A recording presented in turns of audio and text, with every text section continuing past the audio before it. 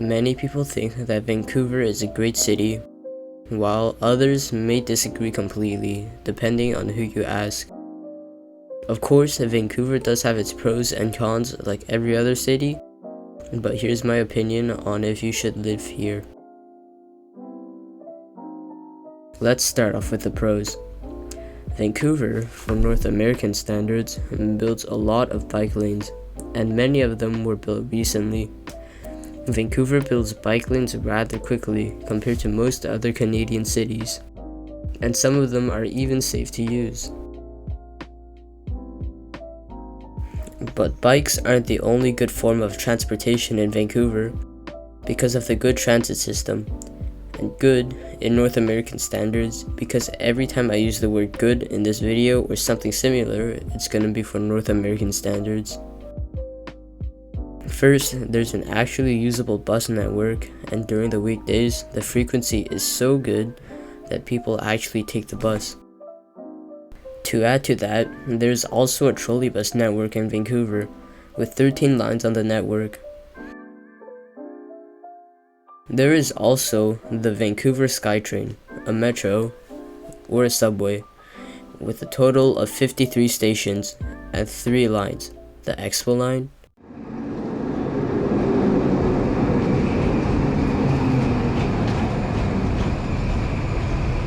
the Millennium line,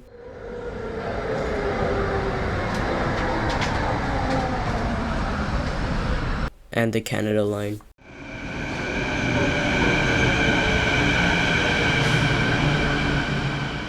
The SkyTrain is mainly an elevated system, with a few exceptions in high-density areas.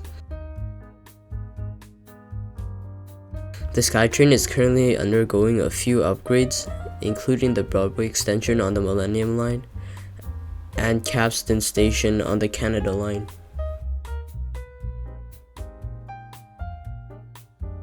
Unlike many other cities, Vancouver has a small ferry service that's owned by the same company that owns the SkyTrain and the buses.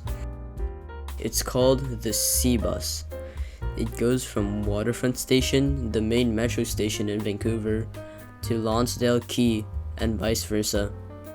People actually take the SeaBus, and its fares are quite inexpensive. Last but probably least, there's the West Coast Express, a commuter rail service. I don't have any videos or photos of it, therefore I'm gonna skip it. It's not only the transportation system that people like so much in Vancouver, but also the weather. Vancouver's weather is the best in the entire country, with temperatures usually around 0 to 10 degrees Celsius in winter, sometimes lower, although it's one of the warmest places during winter in Canada. It also snows in the winter, so there are around 3 main ski resorts close to the city. In summer, the temperature usually ranges in between 18 to 30 degrees Celsius, with not much rain, especially in 2022. And most people blame this on climate change. The summer is becoming increasingly hot in Vancouver, and people blame this on climate change too.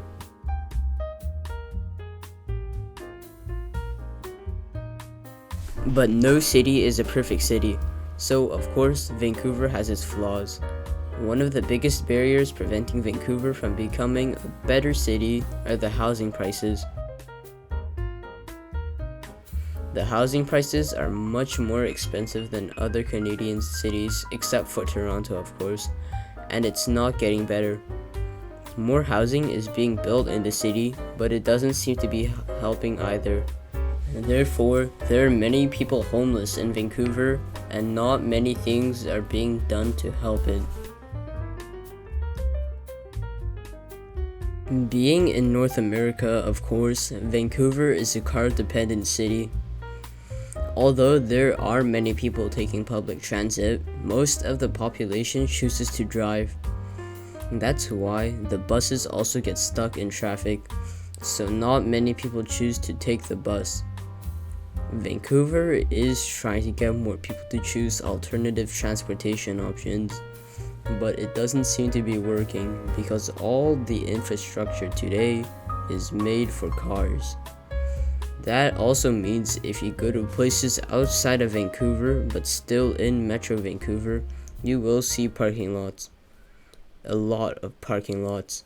It's visually unpleasing, and the land that the parking lots are currently on could be used for other purposes. The other cities in Metro Vancouver also don't have as good bike lanes as Vancouver, so nobody chooses to bike there. Even if there is a safe bike lane to use, no one goes on them because it either leads to nowhere or it leads to an unsafe bike lane. Most of Metro Vancouver is also just a suburban wasteland, which do have some bus routes going through them, but the bus routes aren't as good as an alternative to driving, so many people just choose to drive. In the summer, there are also wildfires not only in British Columbia, but also in the United States that makes the air quality so much worse. The wildfires aren't getting any better though, because of the rising temperatures in the world.